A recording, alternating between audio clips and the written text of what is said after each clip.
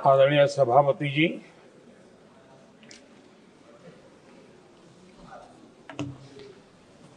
आदरणीय राष्ट्रपति जी के संबोधन पर आभार प्रकट करने के लिए मैं उपस्थित हुआ हूं।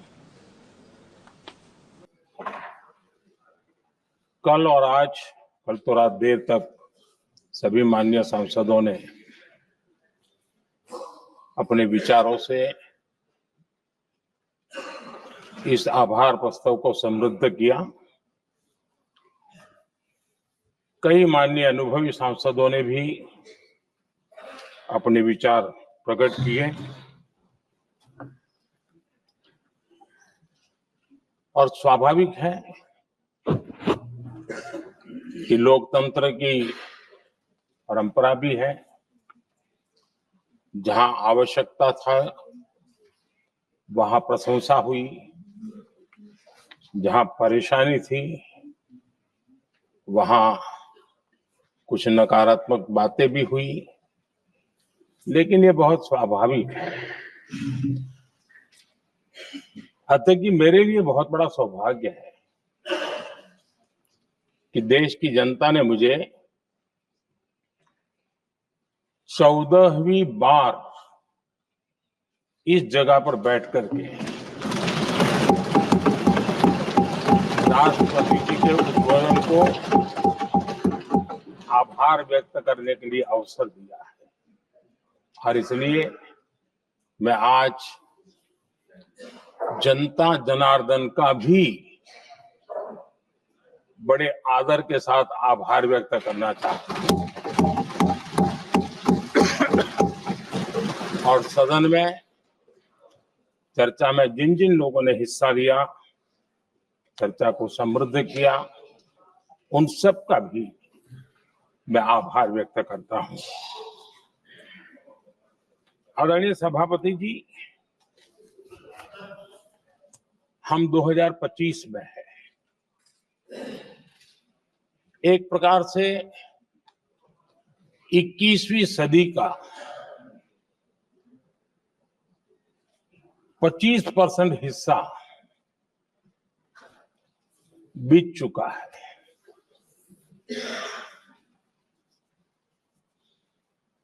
समय तय करेगा 20वीं सदी के आजादी के बाद और 21वीं सदी के प्रथम 25 साल में क्या हुआ, कैसा हुआ।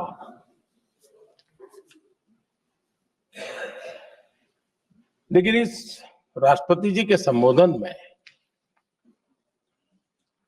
अगर हम बारीकी से अध्ययन करेंगे तो ये साफ नजर आता है कि उन्होंने देश के सामने भविष्य के 25 वर्ष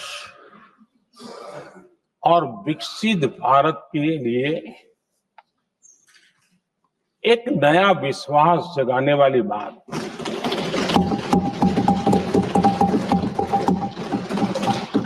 एक प्रकार से आदरणीय राष्ट्रपति जी का ये उद्बोधन विकसित भारत के संकल्प को मजबूती देने वाला है, नया विश्वास पैदा करने वाला है और जन सामान्य को प्रेरित करने वाला है। आदरणीय सभापति जी, सारे अध्ययन बार बार ये कह चुके हैं कि गत 10 वर्ष में देश की जनता ने हमें सेवा करने का मौका दिया। 25 करोड़ देशवासी गरीबी को परास्त करके गरीबी से बाहर निकले।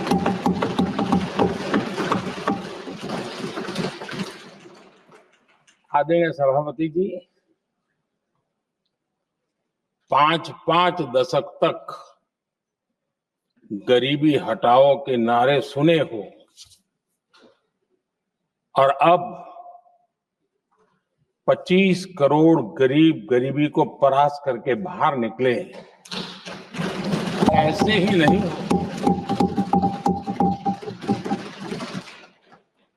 योजनाबद्ध तरीके से, समर्पित भाव से, अपनेपन की पूरी संवेदनशीलता के साथ जब गरीबों के लिए जीवन खपाते हैं ना, तब ये होता है। आदरणीय सभापति जी, जब जमीन से जुड़े लोग जमीन की सच्चाई को जानते हुए जमीन पर जीवन खपाते हैं, तब जमीन पर बदलाव निश्चित होके रहता है।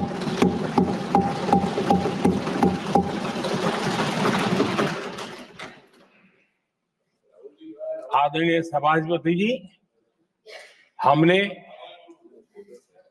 गरीब को झूठे नारे नहीं, हमने सच्चा विकास दिया।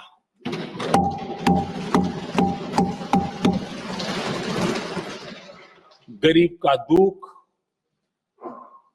सामान्य मानवी की तकलीफ, मिडिल क्लास के सपने ऐसे ही नहीं समझे जाते। आदरणीय सभापति जी, इसके लिए जज्बा चाहिए।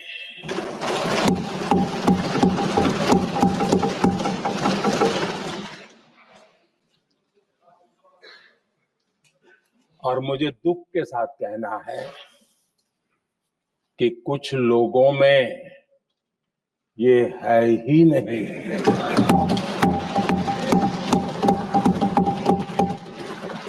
आदरणीय सभापति जी, बारिश के दिनों में कच्ची छत, फुसकी, प्लास्टिक की चादर वाली छत, उससे नीचे जीवन गुजारना कितना मुश्किल होता है।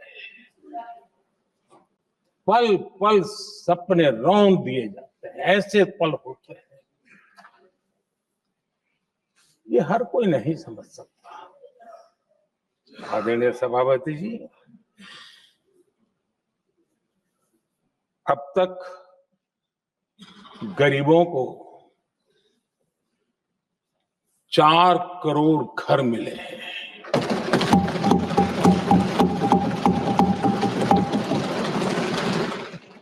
जिसने उस जिंदगी को जिया है ना, उसे समझ होती है कि पक्की छत वाला घर मिलने का मतलब क्या होता है। आदरणीय सभापति जी, एक महिला जब खुले में शौच जाने के लिए मजबूर हो जाती है, वो या तो सूर्योदय के पहले या सूर्यास्त के बाद, कठिनाइयों के झेलने के बाद इस छोटा सा अपना नित्य कर्म करने के लिए निकल सकती है। तब उसे क्या तकलीफ होती थी, ऐसे लोग समझ नहीं सकते।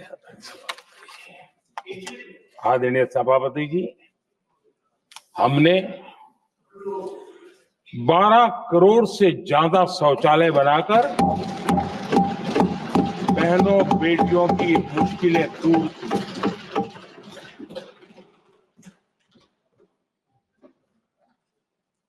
आदरणीय सभापति जी, आजकल मीडिया में ज्यादा ही चर्चा हो रही है,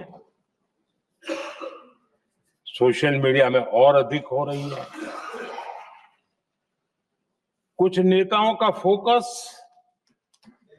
घरों में जकूजी पर, स्टाइलिश शावर्स पर लेकिन हमारा फोकस तो हर घर जल पहुंचाने पर है।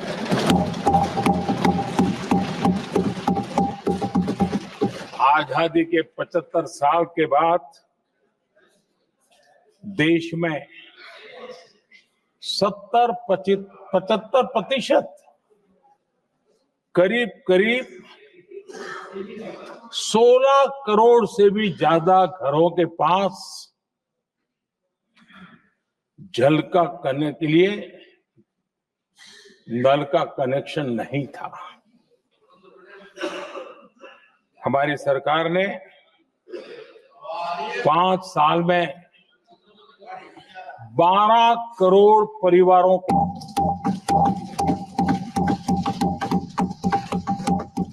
घरों में नल से जल देने का काम किया है और काम तेजी से आगे भी बढ़ रहा है।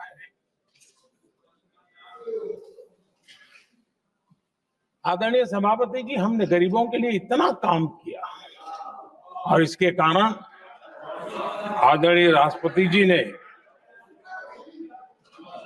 अपने अभिभाषण में इसका विस्तार से वर्णन किया है। जो लोग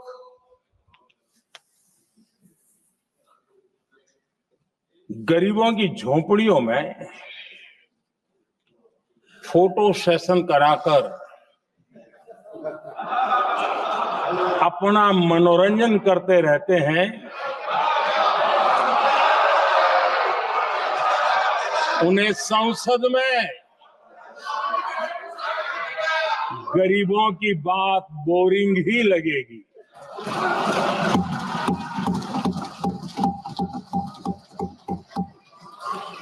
आदरणीय सभापति जी, मैं उनका गुस्सा समझ सकता हूं।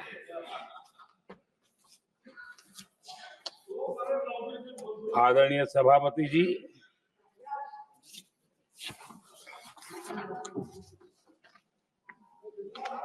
समस्या की पहचान करना एक बात है, लेकिन अगर जिम्मेवारी है तो समस्या की पहचान कर करके छूट नहीं सकते। उसके समाधान के लिए समर्पित भाव से प्रयास करना होता है। हमने देखा है और पिछले 10 साल के हमारे काम को देखा होगा और राष्ट्रपति जी के अभिभाषण में भी देखा होगा। हमारा प्रयास समस्या की समाधान का रहता है और हम समर्पित भाव से प्रयास करते हैं। आदरणीय सभापति जी, हमारे देश में एक प्रधानमंत्री हुआ करते थे।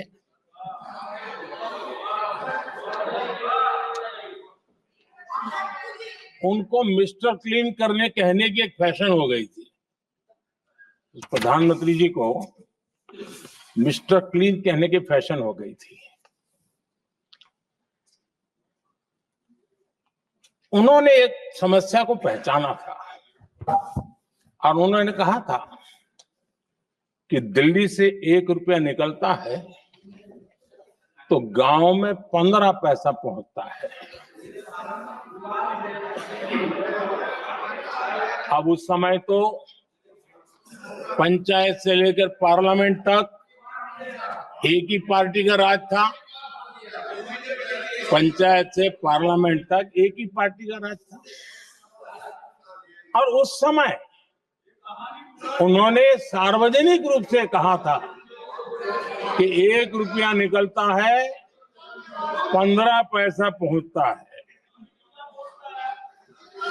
बहुत गजब की हाथ सफाई थी।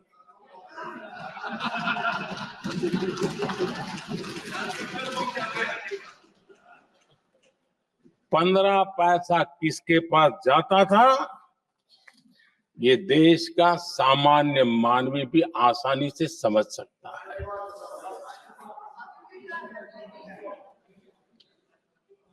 आदरणीय सभापति जी, देश ने हमें अवसर दिया। हमने समाधान खोजने का प्रयास किया। हमारा मॉडल है बचत भी विकास भी। जनता का पैसा जनता के लिए। हमने जनधन, आधार, मोबाइल की जेम ट्रिनिटी बनाई और डीबीटी से डायरेक्ट बेनिफिट ट्रांसफर ये देना शुरू किया। आदरणीय सभापति जी, हमारे कार्यकाल में हमने 40 लाख करोड़ रुपया सीधा जनता जनार्दन के खाते में जमा किया।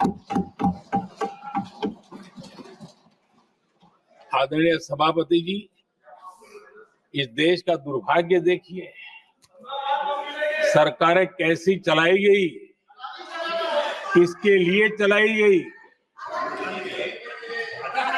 माननीय सदस्य, मैं सबसे आपसे आग्रह कर रहा हूं, आप सदन की गरिमा बनाए रखें।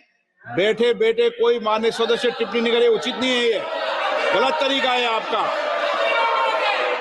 ये सदन की मर्यादा नहीं है आपकी। आप प्रोटेक्ट करना चाहते हो उनको इस तरीके से, गलत तरीका, ये गलत तरीका है। आप बैठे बैठे टिप्पणी करना चाहते हैं।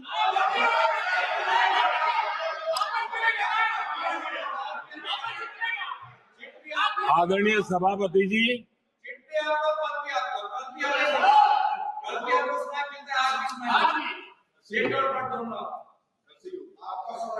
जब ज्यादा बुखार चढ़ जाता है तब लोग कुछ भी बोलते हैं, लेकिन इसके साथ साथ ज्यादा हताशा निराशा फैल जाती है तब भी बहुत कुछ बोलते हैं। आदरणीय सभापति जी, जिनका जन्म नहीं हुआ था, जो भारत की इस धरती पर अवतरित नहीं हुए थे, ऐसे 10 करोड़ फर्जी लोग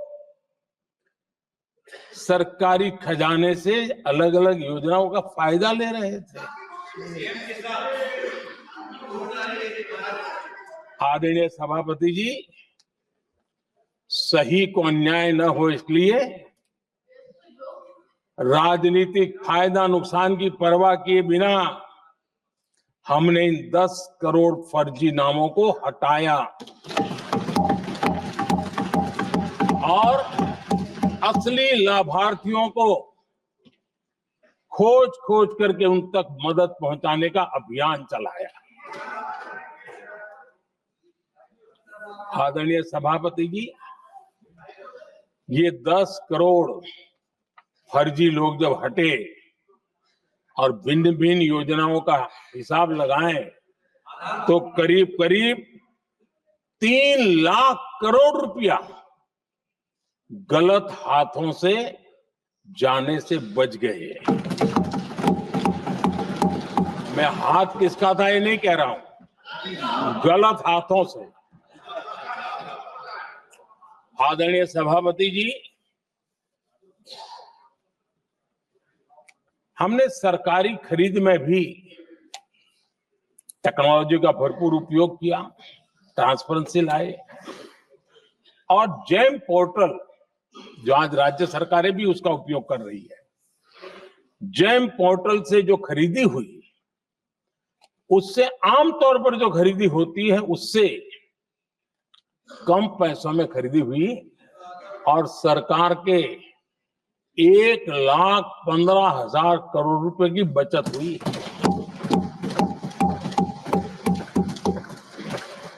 आदरणीय सभापति जी, हमारी स्वच्छता अभियान का बहुत मजाक उड़ाया गया, ऐसा जैसे हमने कोई पाप कर दिया, कोई गलती कर दी, न जाने क्या क्या कहा जाता था। लेकिन आज मुझे संतोष से कहना है कि इन सफाई के कारण हाल के वर्षों में सिर्फ सरकारी दफ्तरों से जो कबाड़ बेचा गया ना, उसमें 2300 करोड़ रुपया सरकार को मिले हैं। महात्मा गांधी ट्रस्टीशिप के सिद्धांत की बात करते थे।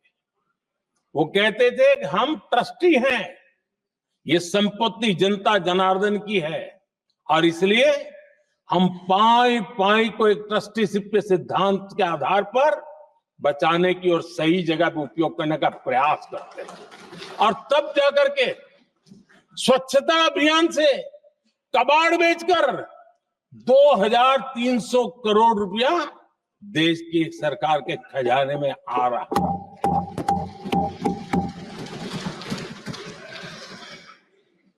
आदरणीय सभापति जी, हमने एक महत्वपूर्ण निर्णय लिया इथेनॉल ब्लेंडिंग का।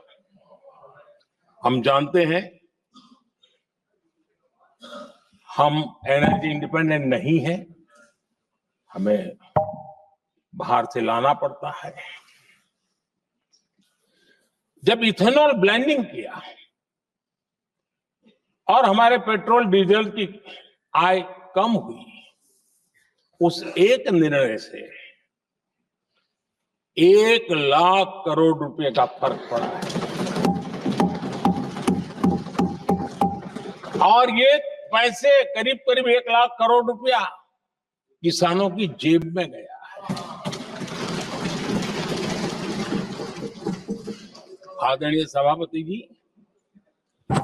मैं बचत की तो बात कर रहा हूं, लेकिन पहले अखबारों के हेडलाइन हुआ करती थी, इतने लाख के घोटाले, इतने लाख के घोटाले, इतने लाख के घोटाले। 10 साल हो गए, ये घोटाले न कर करके, घोटाले न होने से भी देश के लाखों करोड़ रुपए बचे हैं जो जनता जनार्दन की सेवा में लगे हैं। आदरणीय सभापति जी, हमने ये जो अलग अलग कदम उठाए, उससे लाखों करोड़ रुपए की बचत हुई, लेकिन उन पैसों का उपयोग हमने शीश महल बनाने के लिए नहीं किया।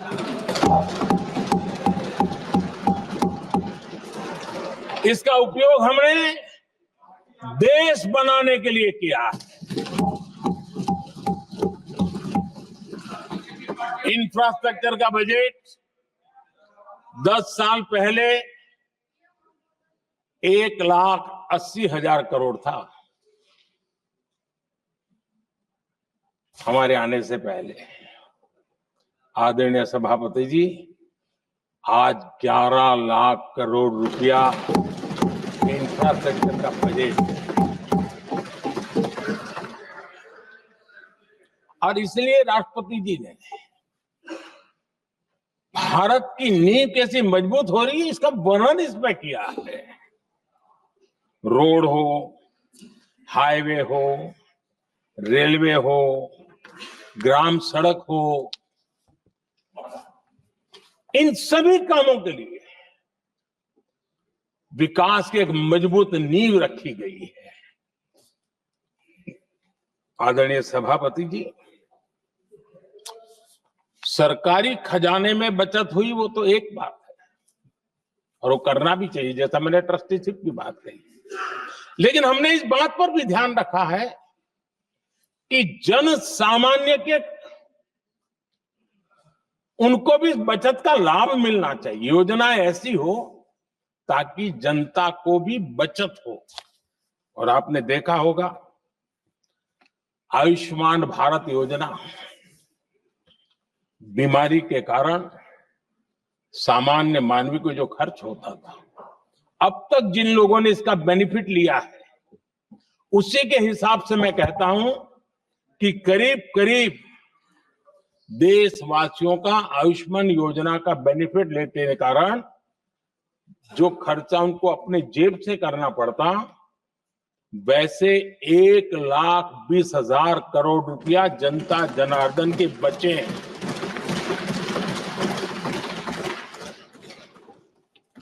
ये आवश्यक है कि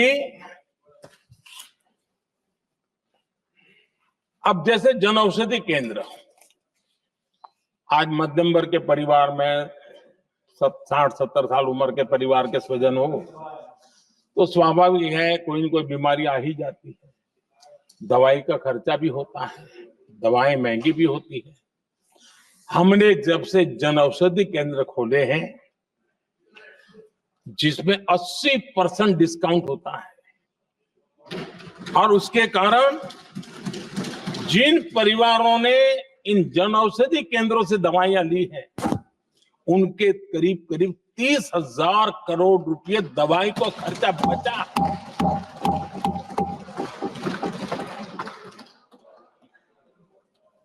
आदरणीय अध्यक्ष जी, यूनिसेफ का भी अनुमान है, उनका कहना है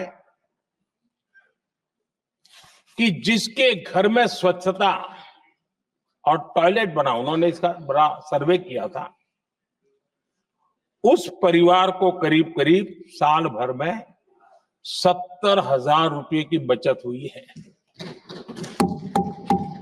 स्वच्छता अभियान कहो, टॉयलेट बनाने का काम कहो, शुद्ध जल पहुंचाने का काम करो, कितना बड़ा फायदा हमारे सामान्य परिवार को हो रहा है।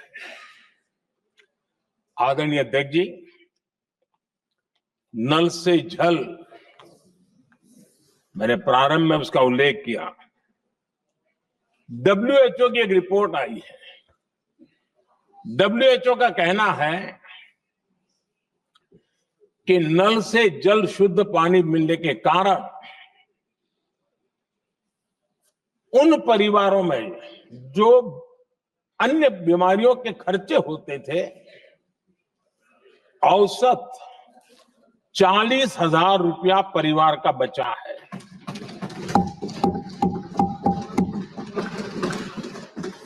मैं ज्यादा गिन नहीं रहा, लेकिन ऐसी अनेक योजना है जिन योजनाओं ने सामान्य मानवीय के खर्च में बचत की है। आदरणीय सभापति जी, करोड़ों देशवासियों को मुफ्त अनाज, उसके भी उस परिवार के हजारों रुपये बचते हैं। PM सूर्यघर मुफ्त बिजली योजना, जहां जहां ये योजना लागू हुई है, इन परिवारों को औसतन साल भर के 25 से 30,000 रुपये बिजली की बचत हो, पैसों में बचत हो रही है, खर्च में बचत हो रही है। और अगर ज्यादा बिजली है तो बेच करके कमाई कर रहा है वो अलग, यानी सामान्य मानवीय की बचत भी। हमने LED बल्ब का एक अभियान चलाया था। आपको मालूम है कि हमारे आने से पहले LED बल्ब 400 रुपए में बिकते थे। हमने इतना अभियान चलाया, उसकी कीमत 40 रुपए हो गई।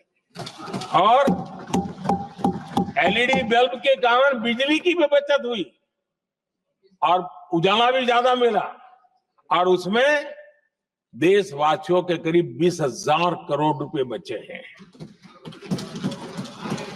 आदरणीय सभापति जी, जिन किसानों ने सॉइल हेल्थ कार्ड का वैज्ञानिक तरीके से उपयोग किया है, उनको बहुत फायदा हुआ है, और ऐसे किसानों को प्रति एकड़ 30,000 रुपए की बचत हुई है। आदरणीय अध्यक्ष जी, बीते 10 साल में इनकम टैक्स को कम करके भी हमने मिडिल क्लास की बचत को बढ़ाने का काम किया है। आदरणीय अध्यक्ष जी, 2014 के पहले ऐसे बम गोले फेंके गए, बंदूक की ऐसी गोलियां चलाई गई कि देशवासियों का जीवन छलनी कर दिया गया था। हमने धीरे धीरे उन घावों को भरते भरते आगे बढ़े। 2 लाख करोड़ रुपया 2 लाख रुपया 2013-14 में 2 लाख रुपये, सिर्फ 2 लाख रुपये उस पर इनकम टैक्स माफी थी। और आज 12 लाख रुपये संपूर्ण रूप से इनकम टैक्स से मुक्ति। और हमने बीच के कालखंड में भी 14 में भी, 17 में भी, 19 में भी, 23 में भी हम लगातार ये करते आए, घाव भरते गए। और आज बैंडेज बाकी था, वो भी कर लिया। स्टैंडर्ड डिडक्शन, उसके अगर 75,000 जोड़ दें तो 1 अप्रैल के बाद देश में जो सैलरीड क्लास है उनके 13.25 लाख रुपए तक कोई इनकम टैक्स नहीं देना पड़ेगा।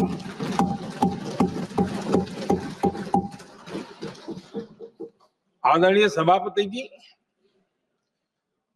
आप जिस समय युवा मोर्चा में काम करते थे, तब एक बात आप सुनते होंगे, पढ़ते भी होंगे। एक प्रधानमंत्री आए दिन 21वीं सदी बोला करते थे। एक प्रकार से रट गया था, तकिया कलाम जैसा हो गया था, तो बोलते थे 21वीं सदी। जब इतनी बार बोला जाता था तो उस समय टाइम्स ऑफ इंडिया में R.K. लक्ष्मण ने एक बड़ा शानदार कार्टून बनाया था। वो कार्टून बड़ा इंटरेस्टिंग था। उस कार्टून में एक हवाई जहाज है, एक पायलट है। अब उन्होंने पायलट क्यों पसंद किया वो तो मुझे मालूम नहीं। कुछ पैसेंजर बैठे थे और हवाई जहाज एक ठेले पे रखा हुआ था और मजदूर ठेले को धक्का मार रहे थे और 21वीं सदी लिखा हुआ था।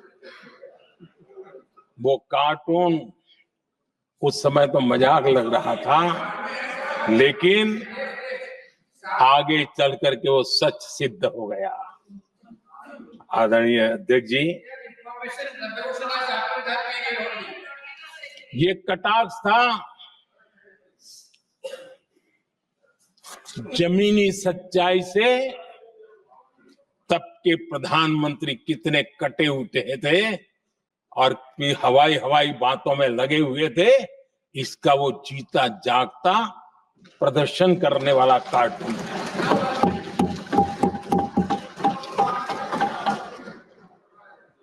आदरणीय अध्यक्ष जी, जिन्होंने तब 21वीं सदी की बातें की थी, वो 20वीं सदी की जरूरतों को भी पूरा कर नहीं पाए थे। आदरणीय अध्यक्ष जी, आज जब मैं देखता हूं, पिछले 10 साल से सर बीतों को बारीकी से देखने का अवसर मिला है, तो मुझे बड़ा दर्द होता है। हम 40-50 साल लेट हैं, जो काम 40-50 साल पहले हो जाने चाहिए थे। और इसलिए ये साल जब 2014 से देश की जनता ने हमको सेवा का अवसर दिया, हमने ज्यादा से ज्यादा युवाओं पर फोकस किया। हमें युवाओं की आकांक्षाओं पर बल दिया। हमने युवाओं के लिए ज्यादा अवसर बनाए। हमने कई क्षेत्रों को खोल दिया। और जिसके कारण हम देख रहे हैं देश के युवा अपने सामर्थ्य का परचम लहरा रहे हैं। देश में हमने स्पेस सेक्टर को खोल दिया, डिफेंस सेक्टर को खोला, सेमीकंडक्टर मिशन लेकर के आए, इनोवेशन को बढ़ावा देने के लिए अनेक नई योजनाओं को हमने आकार दिया। स्टार्टअप इंडिया इकोसिस्टम पूरा डेवलप किया और इस बजट में भी आदरणीय अध्यक्ष जी एक बहुत महत्वपूर्ण निर्णय हुआ है। 12 लाख की आय पर इनकम टैक्स की माफी, ये समाचार इतना बड़ा बन गया कि बहुत सी महत्वपूर्ण चीजों पर अभी भी कुछ लोगों का ध्यान नहीं गया है। वो महत्वपूर्ण निर्णय हुआ है, हमने न्यूक्लियर एनर्जी सेक्टर को ओपन कर दिया और इसके दूरगामी सकारात्मक प्रभाव और परिणाम देश को देखने के लिए मिलने वाले हैं। आदरणीय अध्यक्ष ji, AI, 3D printing, robotics, virtual reality की चर्चा हम तो गेमिंग का भी महात्मा क्या होता है इसके लिए भी प्रयास करने वाले लोगों में से। मैंने देश के नौजवानों से कहा है कि दुनिया का गेमिंग क्रिएशन का, क्रिएटिविटी वर्ल्ड का कैपिटल भारत क्यों न बने। और मैं देख रहा हूं बहुत तेजी से हमारे लोग काम कर रहे हैं।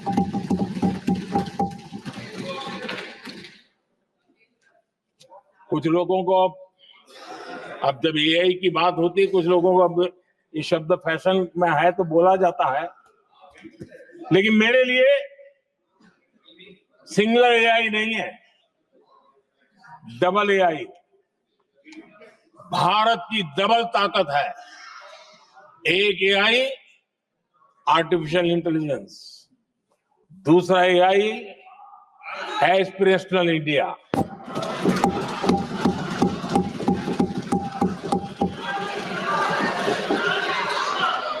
हमने स्कूलों में 10,000 टिंकरिंग लैब्स शुरू किए और आज उन टिंकरिंग लैब से निकले बच्चे रोबोटिक्स बना करके लोगों को चकित कर रहे हैं।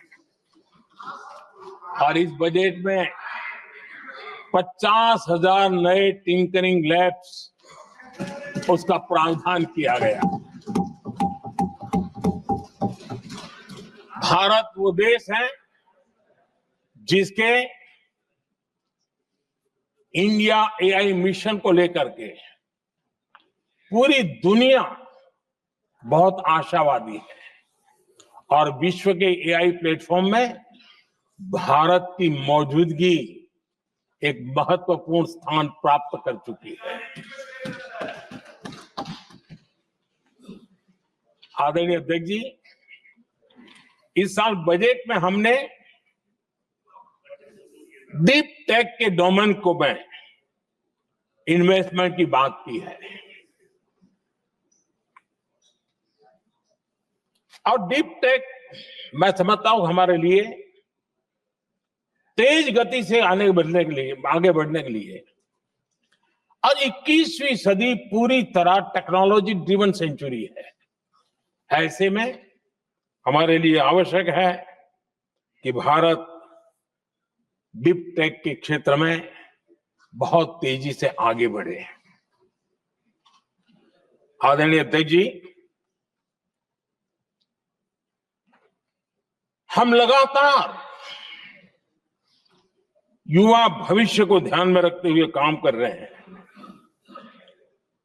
लेकिन कुछ दल हैं जो लगातार युवाओं के साथ धोखा कर रहे हैं, उन्हें धोखा दे रहे हैं।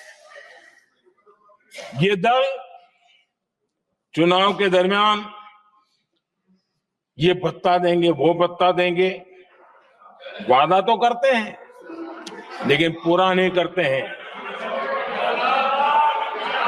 ये दल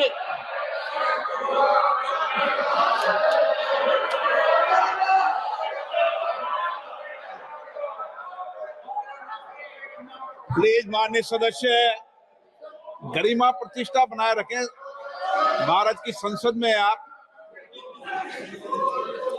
प्लीज बैठे बैठे टिप्पणी नहीं करें, और नए माननीय सदस्य बैठे बैठे टिप्पणी कर रहे हैं। आदरणीय अध्यक्ष जी, ये दल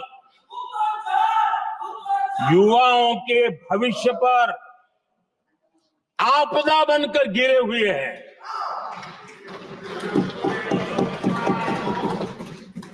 आदरणीय अध्यक्ष जी, हम कैसे काम करते हैं ये हरियाणा में अभी अभी देश ने देखा है। बिना खर्ची, बिना पर्ची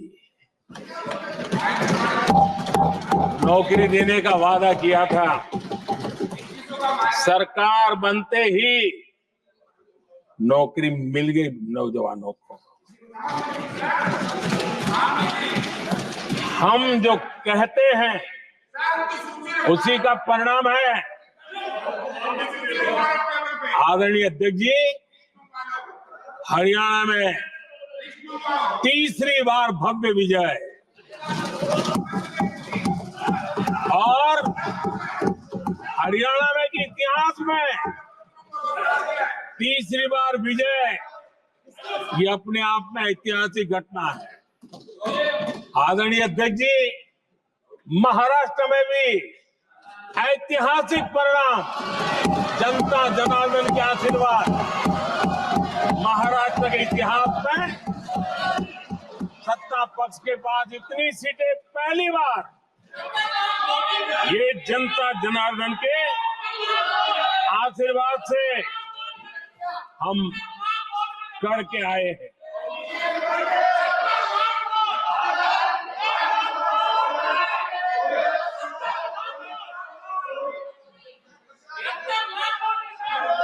कुछ समझते हैं आदरणीय चीजों को? अध्यक्ष जी, कल जवाब दिया था ना आपको। चलिए। आदरणीय राष्ट्रपति जी ने अपने अभिभाषण में हमारे संविधान के 75 वर्ष होने पर भी विस्तार से चर्चा की है। आदरणीय अध्यक्ष जी, संविधान में जो धाराएं हैं उसके साथ साथ संविधान का एक स्पिरिट भी है, और संविधान को मजबूती देने के लिए संविधान की भावना को जीना पड़ता है। और मैं आज उदाहरणों के साथ बताना चाहता हूं, हम वो लोग हैं जो संविधान को जीते हैं।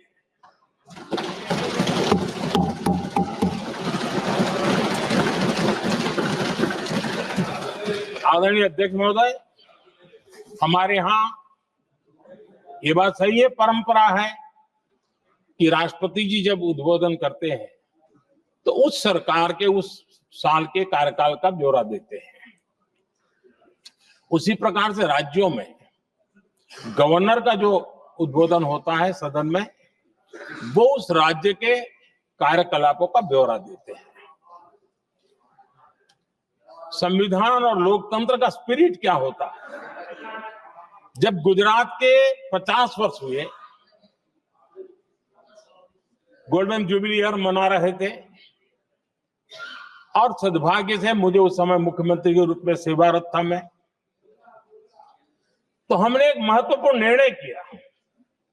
हमने किया इस गोल्डन जुबली ईयर में पिछले 50 वर्ष में सदन में जितने भी गवर्नर के भाषण हुए, मतलब उस समय की सरकारों का ही वाहवाही उसमें होती है, हमने कहा कि उन 50 साल में जितने भी गवर्नर के भाषण हुए हैं सबको ही एक पुस्तक के रूप में तैयार किया जाए, ग्रंथ बनाया जाए, और आज सभी लाइब्रेरीज में वो ग्रंथ अवेलेबल है। मैं तो बीजेपी वाला था, गुजरात में तो ज्यादातर कांग्रेस की सरकारें रही थी, उन सरकारों के गवर्नर के भाषण थे, लेकिन उसको भी प्रसिद्ध कराने का काम भाजपा से बना एक मुख्यमंत्री कर रहा था। क्यों? हम संविधान को जीना जानते हैं, हम संविधान को समर्पित है, हम संविधान के स्पिरिट को समझते हैं। आदरणीय अध्यक्ष जी, आप जानते हैं 2014 में जब हम आए तब मान्य विपक्ष नहीं था, रिकॉग्नाइज्ड अपोजिशन पार्टी नहीं थी, उतने अंक भी लेकर के कोई नहीं आए थे। भारत के अनेक कानून ऐसे थे कि हमें पूरी स्वतंत्रता थी उस कानून के हिसाब से काम करने की। अनेक कमेटियां ऐसी थी जिसमें लिखा था लीडर्स ऑफ अपोजिशन उसमें आएंगे, लेकिन अपोजिशन था ही नहीं, रिकॉग्नाइज अपोजिशन नहीं था। ये हमारा संविधान जीने का स्वभाव था, ये हमारा संविधान का स्पिरिट था, ये हमारी लोकतंत्र की मर्यादाओं का पालन करने का इरादा था। हमने तय किया कि भले मान्य विपक्ष नहीं होगा, रिकॉग्नाइज अपोजिशन नहीं होगा, लेकिन जो सबसे बड़े दल का सब नेता है उसको मीटिंगों में बुलाएंगे। ये लोकतंत्र का स्पिरिट होता है, तब होता है।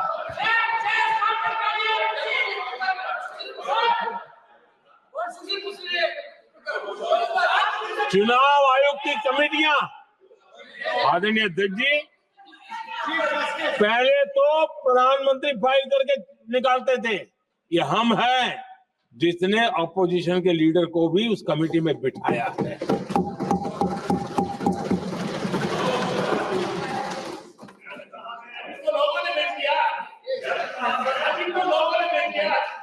और हमने इसके लिए कानून भी बनाया, और आज विधिवत रूप से इलेक्शन कमीशन बनेगा तो अपोजिशन लीडर भी उसके निर्णय की प्रक्रिया में हिस्सा होंगे। ये काम हम करते हैं,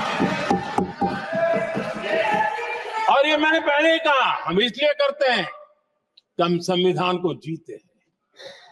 आदरणीय अध्यक्ष जी, दिल्ली में आपको कई स्थान ऐसे मिलेंगे जहां कुछ परिवारों ने अपने म्यूजियम बना करके रखे हुए हैं।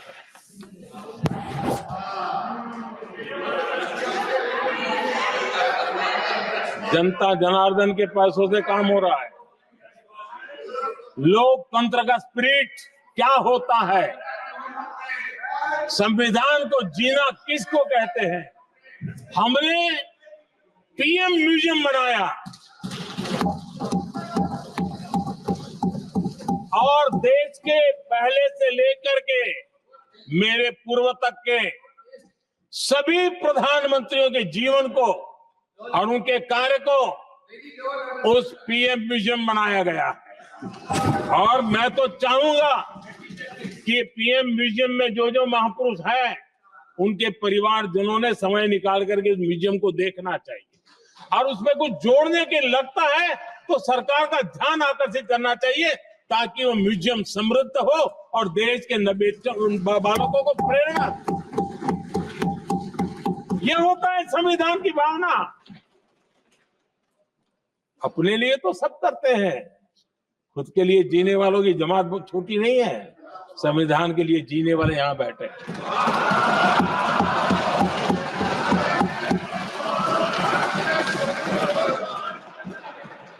आदरणीय अध्यक्ष जी, जब सत्ता सेवा बन जाए तो राष्ट्र निर्माण होता है। जब सत्ता को विरासत बना दिया जाए तब लोकतंत्र खत्म हो जाता है।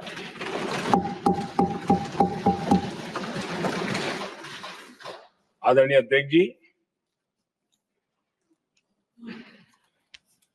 हम संविधान की भावना को लेकर के चलते हैं। हम जहर की राजनीति नहीं करते हैं।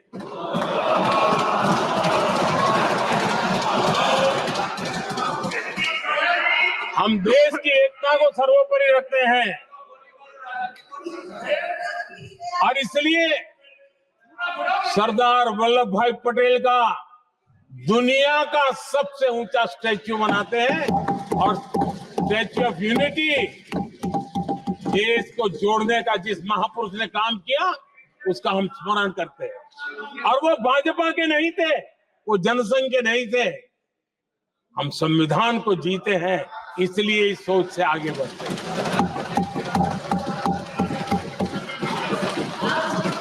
आदरणीय अध्यक्ष जी, ये देश का दुर्भाग्य है कि आजकल कुछ लोग अर्बन नक्सल की भाषा खुलेआम बोल रहे हैं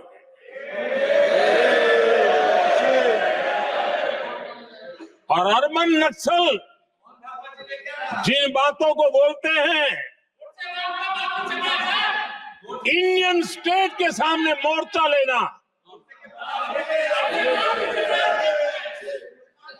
ये अर्बन नक्सल की भाषा बोलने वाले इंडियन स्टेट के खिलाफ लड़ाई की घोषणा करने वाले न संविधान को समझ सकते हैं, न देश की एकता को समझ सकते हैं।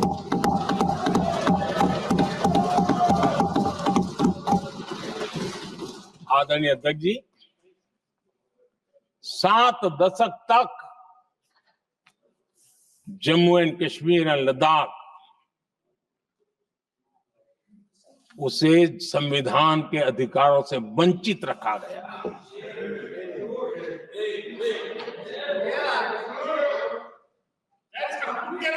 ये संविधान के साथ भी अन्याय था और जम्मू कश्मीर और लद्दाख के लोगों के साथ भी अन्याय था। हमने आर्टिकल 370 की दीवार गिरा दी।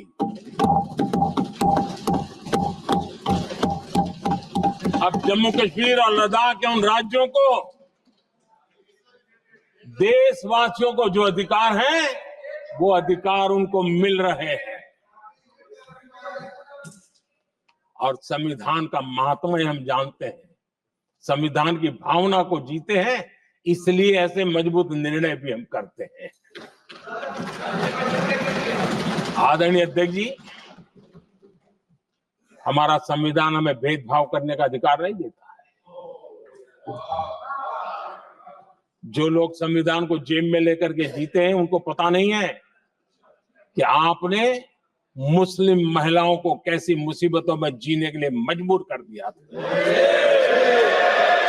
हमने ट्रिपल तलाक का खात्मा कर करके संविधान की भावना के अनुरूप मुस्लिम बेटियों को हक देने का काम किया है, समानता का अधिकार दिया।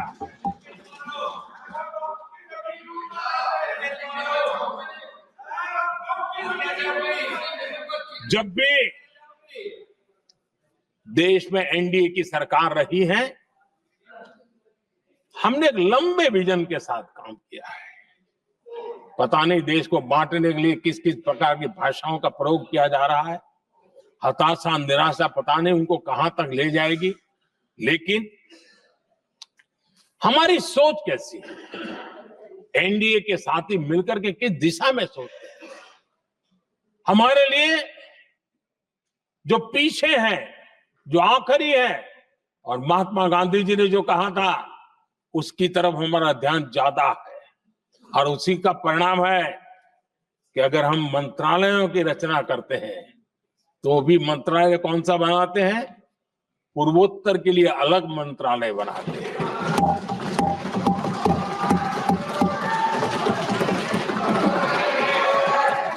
हम देश में इतने साल हो गए, अटल जी आए तब तक किसी को समझ नहीं आया था।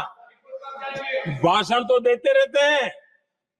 आदिवासियों के लिए अलग मंत्रालय एनडीए ने बनाया। आदरणीय अध्यक्ष जी, हमारे दक्षिण के राज्य समुद्री तट से जुड़े हैं। हमारे पूर्व के कई राज्य समुद्री तट से जुड़े हैं। वहां के समाज में फिशरीज का काम और फिशरमैन की संख्या बहुत बड़ी तादाद में है। उनका भी ख्याल रखना चाहिए और जमीन के भीतर के छोटे पानी के जो इलाके रहते हैं वहां भी फिशरमैन के रूप में काम करने वाले समाज के आखिरी तबके के लोग, ये हमारी सरकार है जिन्हें फिशरीज के लिए अलग मंत्रालय बनाया।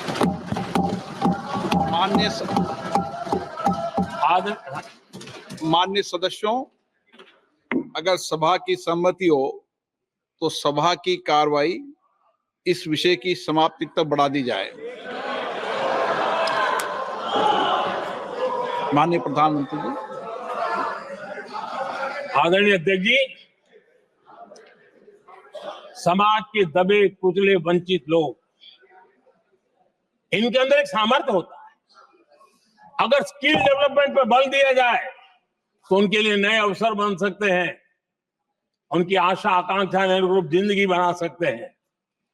और इसलिए हमने अलग स्किल मंत्रालय बनाया। आदरणीय अध्यक्ष जी, देश में लोकतंत्र का पहला धर्म होता है कि हम सत्ता को सामान्य से सामान्य नागरिक तक उसका अवसर मिले। और इस बात को ध्यान में रखते हुए भारत के कोऑपरेटिव सेक्टर को और समृद्ध बनाने के लिए और तंदुरुस्त बनाने के लिए देश के करोड़ों लोगों को जोड़ने का उसमें अवसर है। अनेक क्षेत्रों में कोऑपरेटिव मूवमेंट को बढ़ाया जा सकता है और उसको ध्यान में रखते हुए हमने अलग कोऑपरेटिव मंत्रालय बनाया। विजन क्या होता है ये यहां पता चलता है। आदरणीय अध्यक्ष जी, जाति की बातें करना कुछ लोगों के लिए फैशन बन गई है। पिछले 30 साल से सदन में आने वाले ओबीसी समाज के सांसद दलों के भेदभाव से ऊपर उठ करके एक होकर के 30-35 साल से मांग कर रहे थे कि ओबीसी कमीशन को संवैधानिक दर्जा दिया जाए। जिन लोगों का आज जातिवाद में मलाई दिखती है उनको उस समय ओबीसी समाज की याद नहीं आई। ये हम हैं जिन्होंने ओबीसी समाज को संवैधानिक दर्जा दिया। पिछड़ा वर्ग आयोग आज संवैधानिक व्यवस्था में जो है। आदरणीय अध्यक्ष जी, हर सेक्टर में एससी, एसटी, ओबीसी को ज्यादा से ज्यादा अवसर मिले, उस दिशा में हमने बहुत मजबूती के साथ काम किया है। मैं आज इस सदन के माध्यम से देशवासियों को उनके सामने एक अहम सवाल रखना चाहता हूं। और अध्यक्ष महोदय, जरूर देशवासी मेरे इस सवाल पर चिंतन भी करेंगे और चौराहे पर चर्चा भी करेंगे। कोई मुझे बताए, क्या एक ही समय में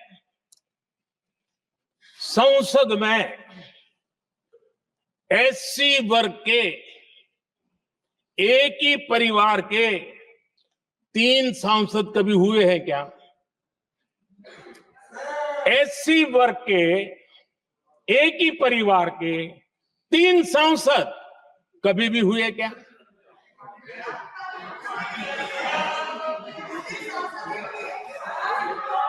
मैं दूसरा सवाल पूछता हूं, कोई मुझे बताए कि एक ही कालखंड में एक ही समय में संसद में एसटी वर्ग के एक ही परिवार के 3 एमपी हुए हैं क्या?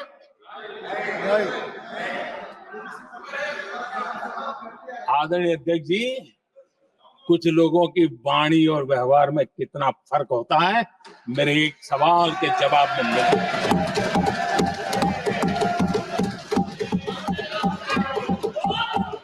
जमीन आसमान का अंतर होता है, रात दिन का अंतर होता है।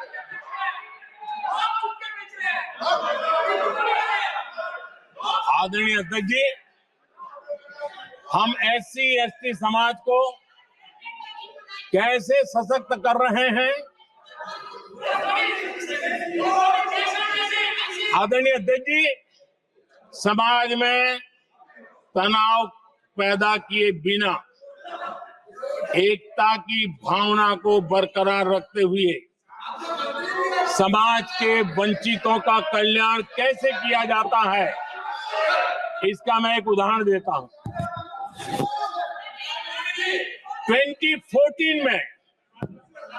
2014 में 2014 से पहले हमारे देश में मेडिकल कॉलेजों की संख्या 387 थी। 2014 के पहले मेडिकल कॉलेज की संख्या 387 थी। आज 780 मेडिकल कॉलेज हैं।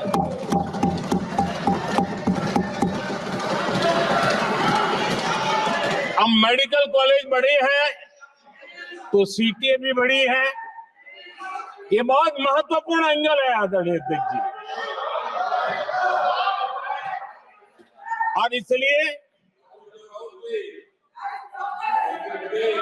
कॉलेजें बड़ी हैं, सीटें भी बड़ी हैं। 2014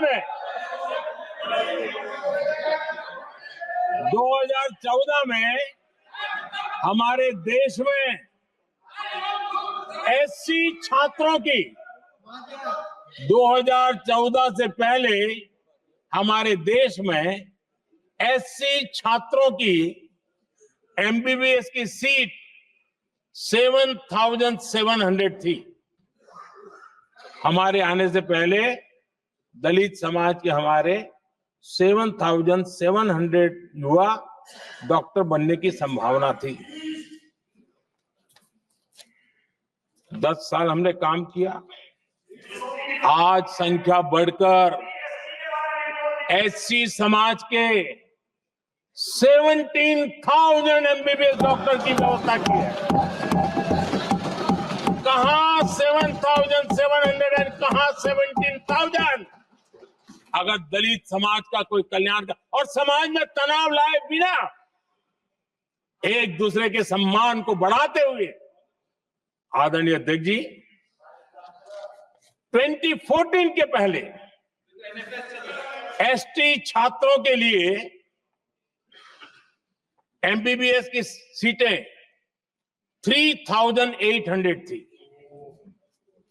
आज ये संख्या बढ़कर लगभग 9,000 हो गई है।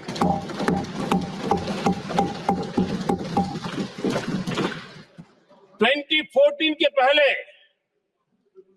OBC के छात्रों के लिए MBBS में 14,000 से भी कम, 14,000 से भी कम सीटें थी। आज इनकी संख्या लगभग 32,000 हो गई है। OBC समाज के 32,000 MBBS डॉक्टर बनेंगे। आदरणीय अध्यक्ष महोदय, पिछले 10 साल में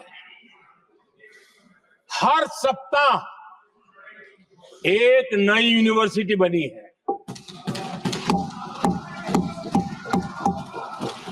हर दिन एक नई ITI बनी है।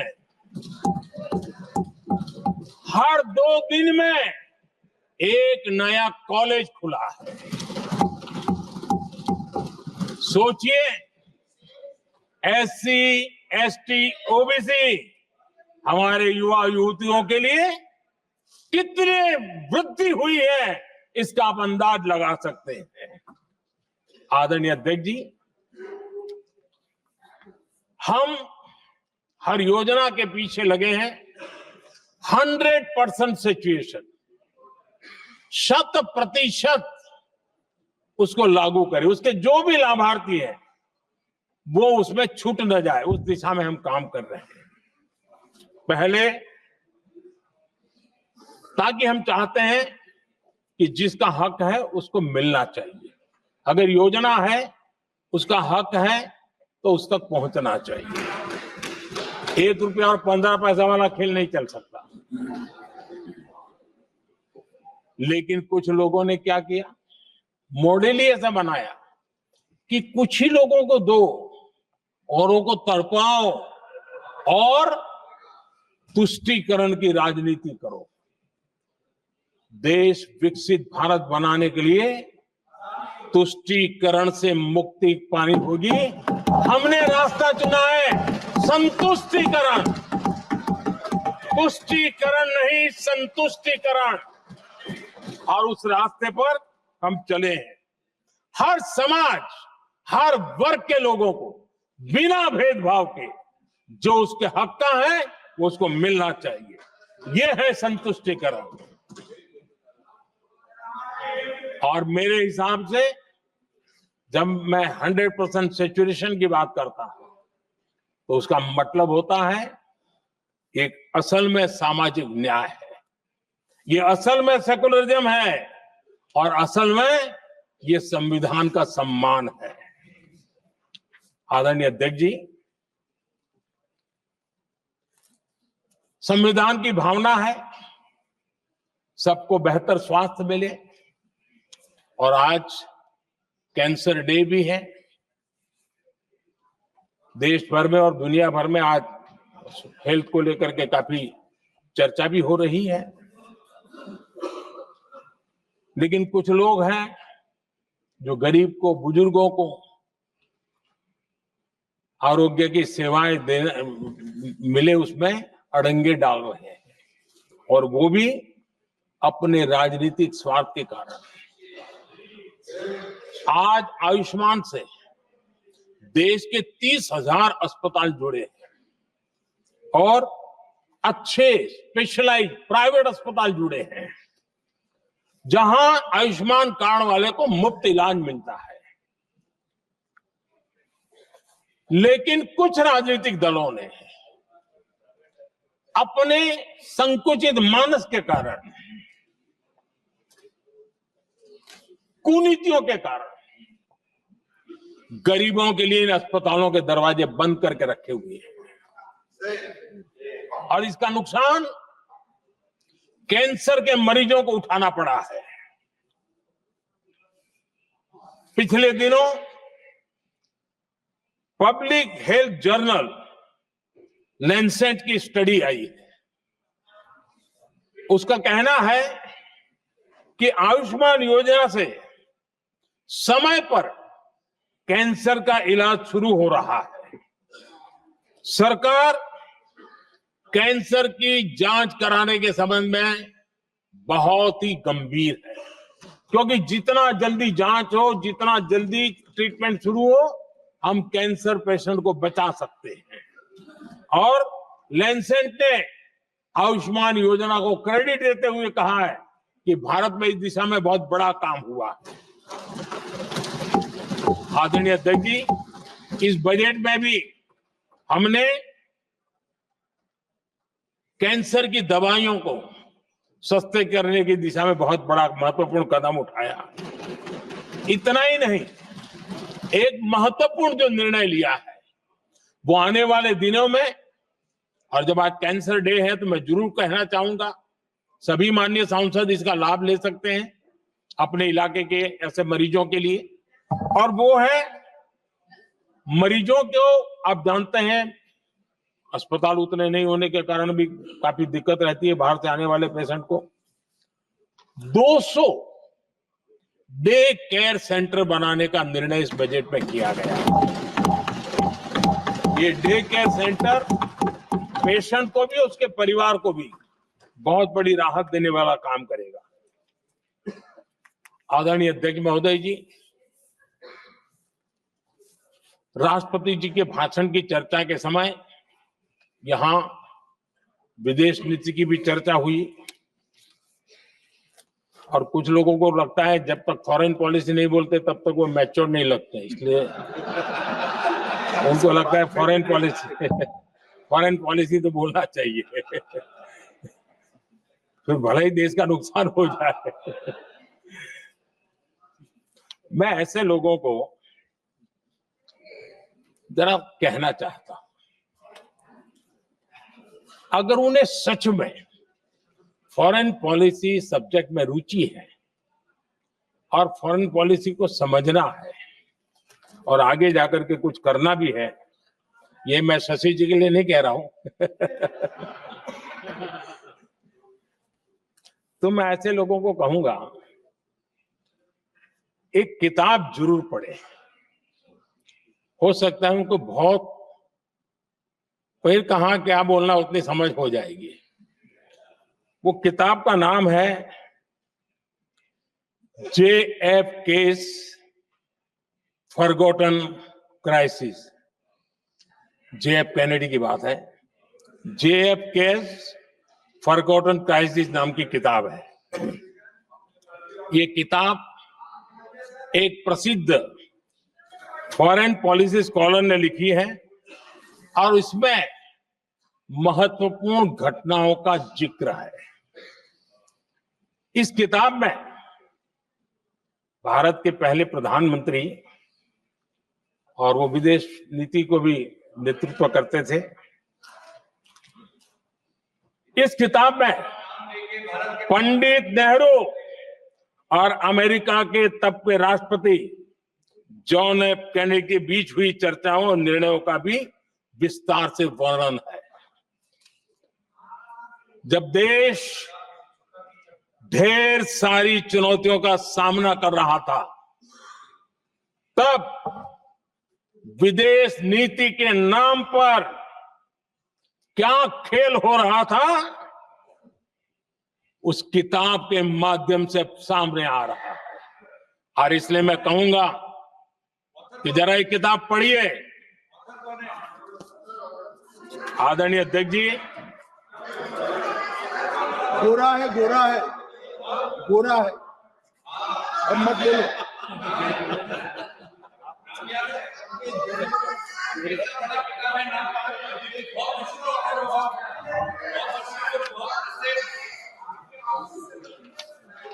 आदरणीय अध्यक्ष जी, राष्ट्रपति जी के अभिभाषण के बाद एक महिला राष्ट्रपति जी एक गरीब परिवार की बेटी, उनका सम्मान न कर सके, आपकी मर्जी, लेकिन क्या क्या कहकर उनको अपमानित किया जा रहा है।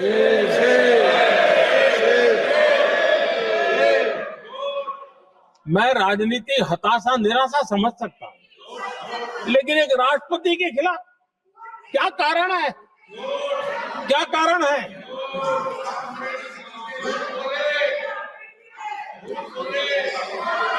आदरणीय अध्यक्ष जी, आज भारत इस प्रकार की विकृत मानसिकता को छोड़ करके, उस सोच को छोड़ करके विमेन लेड डेवलपमेंट के मंत्र को लेकर के आगे बढ़ रहा है। अगर आधी आबादी उसको अगर पूरा अवसर मिले तो भारत 2 गुनी रफ्तार से आगे बढ़ सकता है, और ये मेरा विश्वास है। 25 साल से इस क्षेत्र में काम करने के बाद मेरा विश्वास और दृढ़ हुआ है। आदरणीय अध्यक्ष जी, पिछले 10 साल में सेल्फ हेल्प ग्रुप्स अब तक 10 करोड़ नई महिलाएं SHG में जुड़ी है, और ये महिलाएं वंचित परिवारों से, ग्रामीण बैकग्राउंड से, समाज के अंतिम पायदान पर बैठी इन महिलाओं का सामर्थ्य बढ़ा उनका सामाजिक स्तर भी ऊपर उठा और सरकार ने इनकी मदद 20 लाख रुपए तक बढ़ा दी है ताकि वो इस काम को आगे बढ़ा सके, उनकी कार्यक्षमता बढ़े, उसका स्केल बढ़े। उस दिशा में हम प्रयास कर रहे हैं और उसका आज ग्रामीण अर्थव्यवस्था पर बहुत ही सकारात्मक प्रभाव हो रहा है।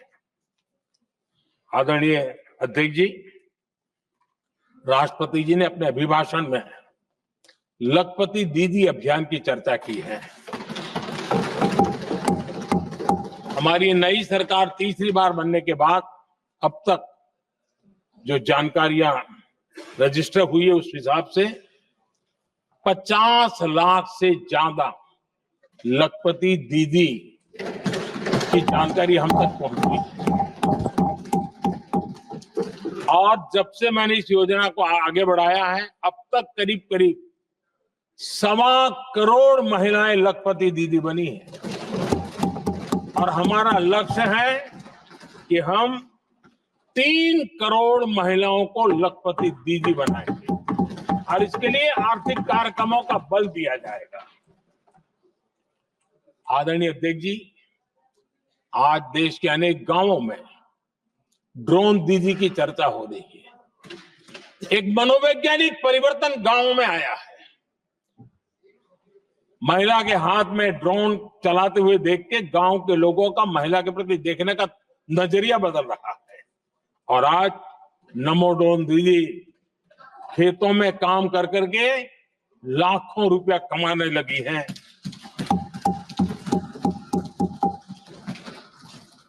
मुद्रा योजना भी नारी शक्ति के लिए उसके सशक्तिकरण की बहुत बड़ी भूमिका अदा कर रहा है। करोड़ों महिलाएं पहली बार मुद्रा योजना लेकर के उद्योग के अंदर अपने कदम रखे हैं और उद्योगपति की भूमिका में आई है। आदरणीय अध्यक्ष जी, 4 करोड़ परिवारों को जो घर दिए उसमें से करीब करीब 75% मकान ऐसे हैं जिसके मालिकाना हक महिलाओं को मिला है। आदरणीय अध्यक्ष जी, ये बदलाव 21वीं सदी के सशक्त भारत की नींव रख रहा है। आदरणीय अध्यक्ष जी, विकसित भारत का लक्ष्य ग्रामीण अर्थव्यवस्था उसको सशक्त बिना किए बिना हम विकसित भारत का निर्माण नहीं कर सकते और इसलिए रूरल इकोनॉमी के हर क्षेत्र को हमने स्पर्श करने का प्रयास किया और हम जानते हैं रूरल इकोनॉमी में खेती किसानी का बहुत महत्व रहता है। विकसित भारत के 4 स्तंभों में हमारा किसान एक मजबूत स्तंभ है। बीते दशक में खेती के बजट में 10 गुना वृद्धि की गई है, 10 टाइम। 2014 के बाद की बात मैं बताता हूं और ये बहुत बड़ा जंप है। आदरणीय अध्यक्ष जी, आज जो लोग यहां किसान की बातें करते हैं, 2014 से पहले यूरिया मांगने पर लाठी पड़ती थी, रात रात कतारों में खड़ा रहना पड़ता था और वो जमाना था जब खाद किसानों के नाम पर निकलती थी लेकिन खेत में नहीं पहुंचती थी, कहीं और ही काले बाजारी में, और 1 रुपया 15 पैसा वाला हाथ की सफाई का खेल चलता था। आज किसान को पर्याप्त खाद मिल रही है। कोविड का महासंकट आया, सारी सप्लाई चेन डिस्टर्ब हो गई, दुनिया में अनाप शनाप दाम बढ़ गए और परिणाम ये हुआ कि क्योंकि हम यूरिया पर डिपेंडेंट, हमें बाहर से लाना पड़ता है। आज भारत सरकार को जो बोरा यूरिया का 3000 रुपए में पड़ता है, सरकार ने वो झेला और किसान को 300 से भी कम कीमत पर दिया है, 300 रुपए से कम। किसान को ज्यादा से ज्यादा फायदा हो, इसके लिए लगातार हम काम कर रहे हैं।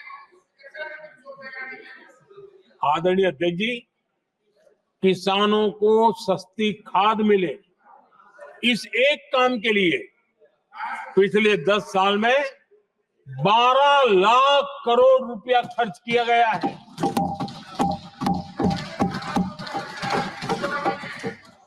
पीएम किसान सम्मान निधि, उसे करीब 3.5 लाख करोड़ रुपए डायरेक्ट किसान के खाते में पहुंचे हैं। हमने रिकॉर्ड एमएसपी भी बढ़ाया और पहले की तुलना में बीते दशक में 3 गुना अधिक हमने खरीदी की है।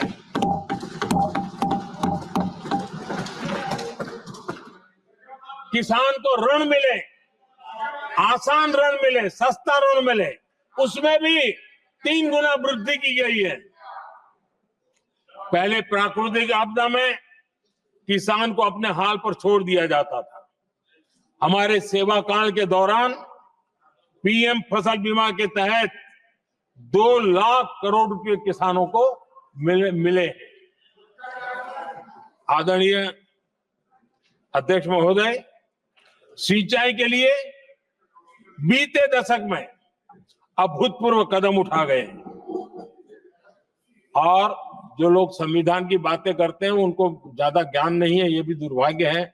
बहुत कम लोगों को मालूम होगा कि हमारे देश में डॉक्टर बाबा साहब आम्बेडकर ने पानी की योजनाओं को लेकर इतना उनका विजन क्लियर था, इतना व्यापक था और इतना समावेशी था, जो आज भी हम लोगों को प्रेरणा देता है।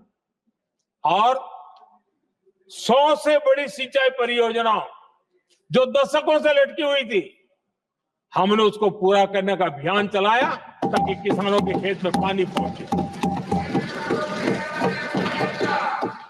बाबा साहब का विजन था नदियों को जोड़ने का। नदियों जोड़ने की वकालत बाबा साहब आम्बेडकर ने की थी, लेकिन सालों तक, दशकों दशक बीत गए, कुछ नहीं हुआ।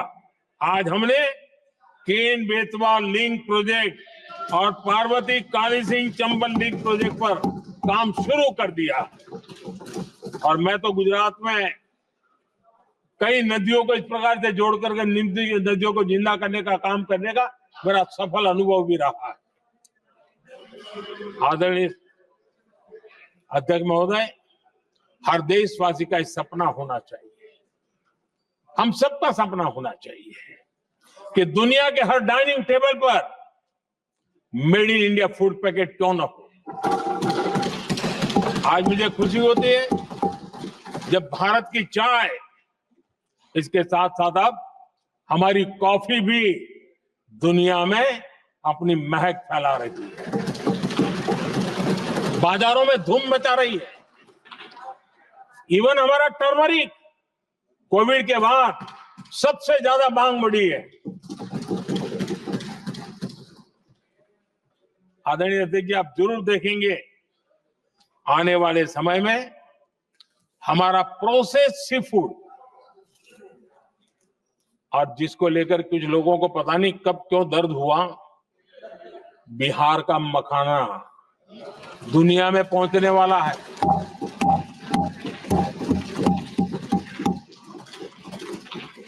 हमारा मोटा अनाज यानी श्री अन्न, ये भी दुनिया के बाजारों में भारत की शान बढ़ाएगा। आदरणीय अध्यक्ष महोदय, विकसित भारत के लिए फ्यूचर रेडी शहर, वो भी बहुत जरूरी है। हमारा देश बहुत तेजी से अर्बनाइजेशन की ओर बढ़ रहा है और इसे चुनौती और संकट नहीं मानना चाहिए, इसे अवसर मानना चाहिए और हमने उस दिशा में काम आगे करना चाहिए। इंफ्रास्ट्रक्चर का विस्तार अवसरों का प्रसार होता है। जहां कनेक्टिविटी बढ़ती है वहां संभावनाएं भी बढ़ती हैं। दिल्ली यूपी को जोड़ने वाली पहली नमो रेल उसका लोकार्पण था और मुझे भी उसमें यात्रा करने का अवसर मिला। ऐसी कनेक्टिविटी, ऐसा इंफ्रास्ट्रक्चर भारत के सभी प्रमुख शहरों को पहुंचे, ये हमारी आने वाले दिनों की जरूरत है और हमारी दिशा। आदरणीय अध्यक्ष जी, 10 साल में दिल्ली का नेटवर्क डबल हुआ और आज टियर 2, टियर 3 सिटी में भी मेट्रो नेटवर्क पहुंच रहा है। आज हम सभी गर्व कर सकते हैं, आज भारत का मेट्रो नेटवर्क 1000 किलोमीटर पार कर गया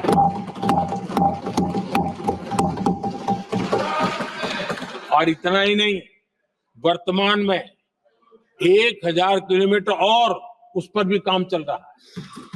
यानी हम कितना तेजी से आगे बढ़ रहे हैं। आदरणीय अध्यक्ष जी, प्रदूषण को कम करने की दिशा में भी कई इनिशिएटिव भारत सरकार ने लिए। 12,000 इलेक्ट्रिक बस हमने देश में दौड़ाना शुरू किया है और दिल्ली को भी बड़ी सेवा करी है, हमने दिल्ली को भी दिया है। आदरणीय अध्यक्ष जी, हमारे देश में एक नया अर्थव्यवस्था हमेशा समय समय पर उसका विस्तार होता रहता है। आज बड़े शहरों में गिग इकोनॉमी एक महत्वपूर्ण एरिया डेवलप हो रहा है। लाखों युवा इसमें जुड़ रहे हैं। हमने इस बजट में कहा है कि ई श्रम पोर्टल पर ऐसे गिग वर्कर अपनी रजिस्ट्री करवाएं और वेरिफिकेशन के बाद उनको इस न्यू एज सर्विस इकोनॉमी है उसको हम किस प्रकार से सहायता कर सके और उनको एक आईडी कार्ड मिले ई श्रम पोर्टल पे आने के बाद। और हमने कहा है कि इन गिग वर्कर्स को आयुष्मान योजना का भी लाभ दिया जाएगा ताकि गिग वर्कर को एक सही दिशा में जाने की सुविधा मिलेगी। और एक अनुमान है कि आज देश में करीब करीब 1 करोड़ गिग वर्कर है और उस दिशा में भी हम काम कर रहे हैं। आदरणीय अध्यक्ष महोदय, एमएसएमई सेक्टर बहुत बड़ी मात्रा में जॉब के अवसर लेकर आता है और ये ऐसा क्षेत्र है कि जिसमें रोजगार की अपार संभावनाएं हैं। ये छोटे उद्योग आत्मनिर्भर भारत के प्रतीक है। देश की अर्थव्यवस्था में हमारा एमएसएमई सेक्टर बहुत बड़ा योगदान दे रहा है। हमारी नीति साफ है, एमएसएमई को सरलता, सहूलियत और संबल, एक ऐसा क्षेत्र है जिसमें रोजगार की संभावना है। और इस बार हमने मिशन मैन्युफैक्चरिंग उस पर बल दिया है और एक मिशन मोड में हम मैन्युफैक्चरिंग सेक्टर मतलब कि एमएसएमई को बल देना और एमएसएमई के माध्यम से अनेक नौजवानों को रोजगार देना और स्किल डेवलपमेंट से रोजगार के लिए नौजवानों को तैयार करना, ऐसे पूरी इकोसिस्टम को हम बल देते हुए आगे बढ़ रहे हैं। एमएसएमई सेक्टर में सुधार के लिए कई पहलुओं पर हमने काम शुरू किया है। एमएसएमई के लिए क्राइटेरिया 2006 में बनाया गया था, उसे अपडेट नहीं किया गया। पिछले 10 वर्षों में इस क्राइटेरिया में हमने 2 बार अपग्रेडेशन करने का प्रयास किया और इस बार एक बहुत बड़ा जंप लगाया है। पहली बार 2020 में, दूसरी बार इस बजट में हमने एमएसएमई को आगे बढ़ाने का प्रयास किया है। हर तरफ उनको आर्थिक सहायता दी जा रही है। एमएसएमई के सामने चुनौती फॉर्मल फाइनेंशियल रिसोर्सेज की कमी की रही है। कोविड के संकट के काल में एमएसएमई को विशेष बल दिया गया। हमने खिलौना उद्योग उसको एक विशेष बल दिया। हमने कपड़ा उद्योग को विशेष बल दिया, उनको कैश फ्लो की कमी नहीं होने दी और बिना किसी गारंटी को लोन दिया। हजारों उद्योगों में लाखों नौकरियों की संभावनाएं बनी और नौकरियां सुरक्षित भी हुई। छोटे उद्योग, उनके लिए customize credit card, credit guarantee coverage, उस दिशा में हमने कदम उठाए जिसके कारण वो अपने ईज ऑफ डूइंग बिजनेस को भी बढ़ावा मिले और वो गैर जरूरी नियमों को कम करने का कारण उनका एडमिनिस्ट्रेटिव बोझ जो रहता था, एक आध व्यक्ति को उनको काम पर पैसा देना पड़ता था, वो भी बंद कर दिया गया। एमएसएमई को बढ़ावा देने के लिए जो हमने नई नीतियां बनाई है, आपको खुशी होगी, एक समय था 2014 के पहले खिलौने जैसी चीजें हम इंपोर्ट करते थे। आज मैं गर्व से कह सकता हूं कि मेरे देश के खिलौने बनाने वाले छोटे उद्योग आज दुनिया के अंदर खिलौने एक्सपोर्ट हो रहे हैं।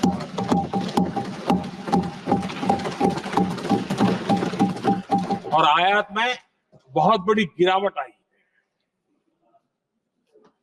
निर्यात में करीब 239% वृद्धि हुई है।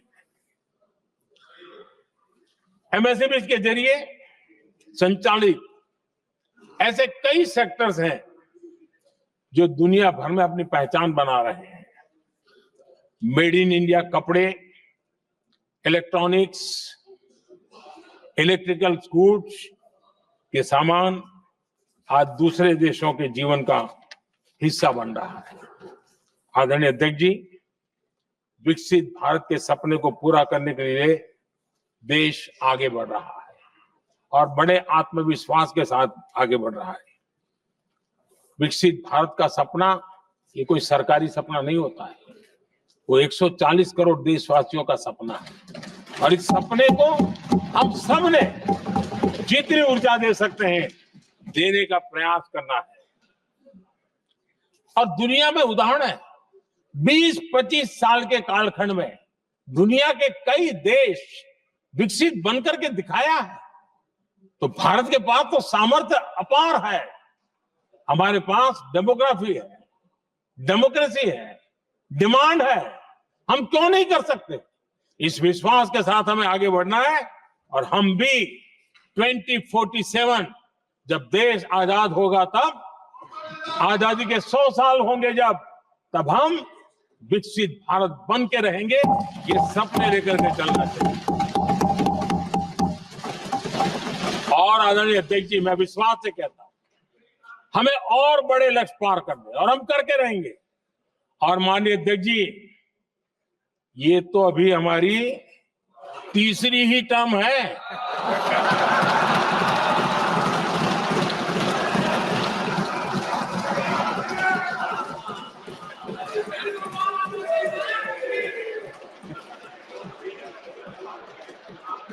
हम देश की आवश्यकता के अनुसार आधुनिक भारत बनाने के लिए, सक्षम भारत बनाने के लिए और विकसित भारत का संकल्प साकार करने के लिए हम आने वाले अनेक वर्षों तक जुटे रहने वाले हैं।